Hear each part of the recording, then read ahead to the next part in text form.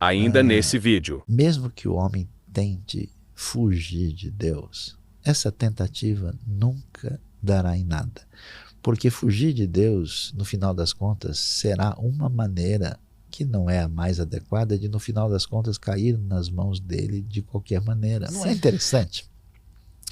As pessoas estão, por exemplo, às vezes militando contra Deus e a fé e batendo pesado numa coisa que eles dizem que não existe. Sim. Quem é que é doido o suficiente de brigar contra algo que não existe? Uhum. Isso não faz sentido.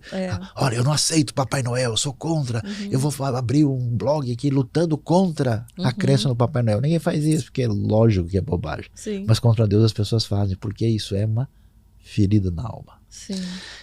Eu vou dizer uma coisa um pouco diferente agora, né? E aí, quando eu comecei a estudar hebraico e comecei a ler a Bíblia no original, me aprofundar, eu falei, puxa, esse negócio é muito mais profundo e impressionante do que eu imaginava. É um outro jeito de ver a vida, é uma outra forma de pensar, são outras prioridades. Por exemplo, eu digo para você que às vezes o meio religioso vive numa situação de conflito e competição que, na minha opinião, se eles pudessem entender a profundidade do manancial de águas, isso não aconteceria dessa forma.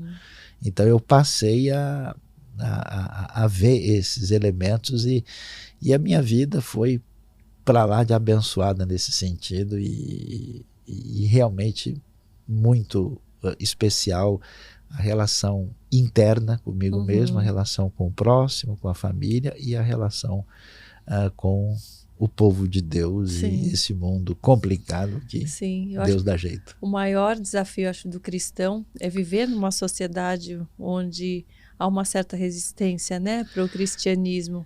Olha, eu acho que mas tem um detalhe interessante. Tem um estudioso italiano, inclusive, chamado Battista Mondin. Esse dia eu estava vendo uma referência a uma palavra dele. Ele disse o seguinte: mesmo que o homem tente fugir de Deus, essa tentativa nunca dará em nada. Porque fugir de Deus, no final das contas, será uma maneira que não é a mais adequada de, no final das contas, cair nas mãos dele de qualquer maneira. Sim. Então, assim, eu tive muita experiência, Karina, com gente muito secular, gente que se afirmava ateísta, gente antirreligiosa. Você sabe de uma coisa? Deus me ajudou a ter a maior tranquilidade, porque a vontade que dá de provar que a pessoa está errada, você ficar argumentando, é bobagem. Sabe o que você faz? Ame a pessoa. O amor é a força poderosa, mais subversiva e incapaz de ser defendida que existe nesse mundo. É isso que Deus faz com a gente. Então o que acontece? Porque o problema não é uma questão intelectual.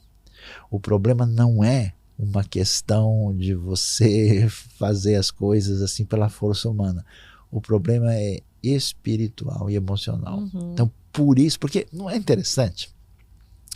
As pessoas estão, por exemplo, às vezes militando contra Deus e a fé e batendo pesado numa coisa que eles dizem que não existe. Sim. Quem é que é doido o suficiente de brigar contra algo que não existe?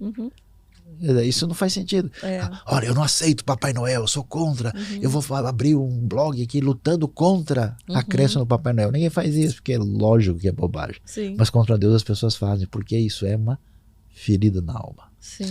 Então, mesmo que a sociedade seja assim, o que acontece? Ninguém consegue viver de verdade sem Deus.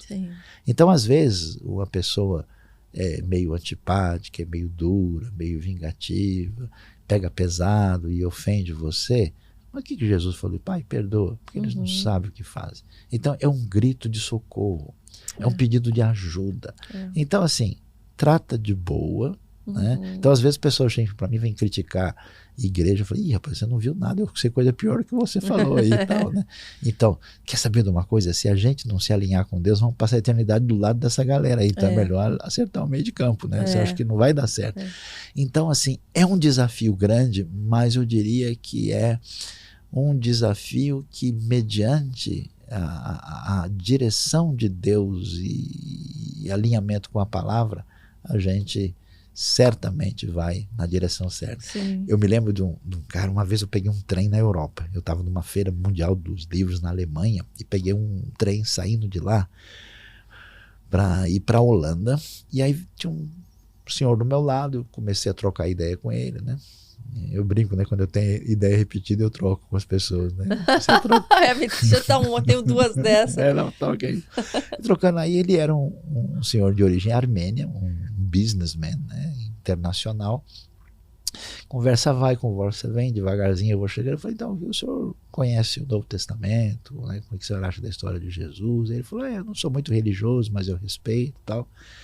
E eu falei, o senhor acredita em Deus?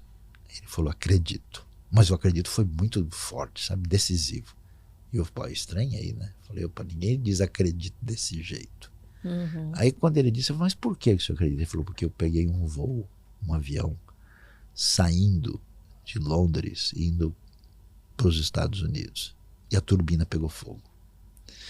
Quando a turbina pegou fogo, quando a gente decolou, tudo meio engravatado, todo mundo muito arrumado, gente lá naquela, né, prepotência, arrogância, toda essa turma que a gente sabe que na Europa é super secularizada. Quando a turbina pegou fogo, você precisava ver a cena. É todo mundo de joelho, e não sei o quê, e orando, e fazendo isso, e sinal da cruz, não sei o quê. Aí ele falou assim, puxa, esse pessoal é tudo crente enrustido. Né? Eles têm pose de... Então, na hora que o bicho pega, na hora do vamos ver, você vê que a pessoa, aquilo não sustenta. Então, assim, eu acho que existe um verniz de muita suposta resistência quando você está sozinho com a pessoa, quando você está ali que abre o coração, aí de cada gaveta sai cada coisa que a gente não faz ideia, porque ninguém vive sem uma relação adequada com seu Criador, como bem disse um dos maiores estudiosos da alma humana, o senhor Viktor Frankl, criador da logoterapia, e isso é ciência muito além de religião. Como é a logoterapia? A logoterapia, porque na trajetória da história da psicanálise, né, você começa lá com os estudos do Freud, depois você tem o famoso Carl von Gustav Jung, né, e aí tem o Viktor Frankl. Viktor Frankl é chamado a terceira escola de Viena. Ele foi preso em campo de concentração. Ele era judeu. E ele quase morreu. E ele ficou surpreso porque ele viu no campo gente pesando 40 e poucos quilos, comendo sabão e não desistindo da vida. Depois ele mudou, né, fim da guerra, acabou indo para os Estados Unidos e foi viver num lugar onde havia uma certa afluência e uma vida boa. Ele viu gente com tudo que tinha na vida. E já desistindo. Querendo encher a cara de droga, dar tiro na cabeça, pular do prédio. Ele falou, peraí. As pessoas não estão buscando coisas, estão buscando uma outra coisa. Então ele fez uma série de livros, entre elas ele fala a respeito do que é chamada a busca de sentido na vida, que isso é que move realmente as pessoas. E um livro interessante chamado A Presença Ignorada de Deus. E aí ele diz, olha, os primeiros pensadores da história da psicanálise, eles eram meio traumatizados com a religião institucional, como é o caso de Freud ou de Erich Fromm, mas no fundo, se a pessoa não entrar em paz com Deus, se ela não descobrir sentido para a vida, se não viver a vida com uma intenção de missão, ela nunca vai se encontrar de verdade. Então ele fala que a psicanálise clássica praticou o que ele chama de a repressão ao inconsciente transcendental, que é uma categoria fundamental do ser humano que não dá para viver sem isso. E olha, o homem tem muito a dizer, e é uma coisa interessantíssima, que vale a pena. Então essa relação, né, de psicologia com intelectualidade, com a fé genuína, é uma conversa que dá para ter, combina mais do que café com bolo de fubá. Sim. Gostou desse trechinho? Então se inscreva aqui no canal e fique por dentro de tudo. E para se aprofundar ainda mais, clica aqui em Seja Membro e tenha acesso a conteúdos exclusivos para você.